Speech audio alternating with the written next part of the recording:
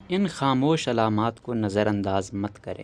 دل کا دورہ پڑنے سے ایک ہفتہ پہلے ظاہر ہونے والی 4 خاموش علامات کون سی ہیں؟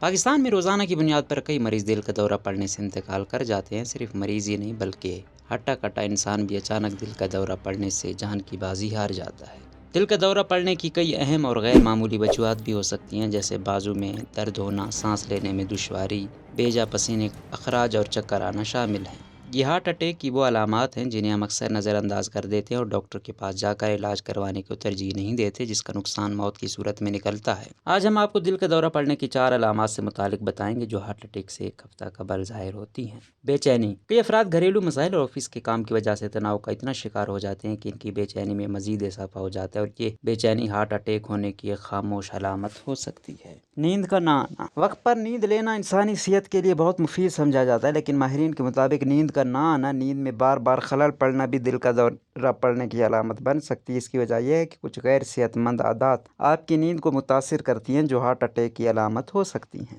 بازو کا دکھنا۔ بازو کا دکھنا، اس کے ساتھ کمر میں درد، جبڑوں میں درد، گلے سینے میں ہلکا درد یا سینے میں درد یا جلن بھی ہارٹ اٹیک کی علامات میں سے ایک ہے۔ ایسی صورتحال میں ان علامات کو نظر انداز کرنے کی بجائے ڈاکٹر سے لازمی رجوع کریں۔ شدید تھکاوٹ۔ چوتھی علامت شدید تھکاوٹ بھی ہو سکتی ہے۔ ایک تحقیق کے مطابق دل کا دورہ پڑنے سے پہلے بہت سے افراد بہت زیادہ تھکاوٹ محسوس کرتے ہیں اور انہیں زیادہ کام کرنے کی وجہ سے جسم میں درد ہو سکتا ہے، جبکہ ہر 3 میں سے 2 افراد جنہیں دل کا دورہ پڑتا ہے وہ چند دن یا ہفتوں پہلے سینے میں درد، سانس لینے میں دشواری کا سامنا کرتے ہیں۔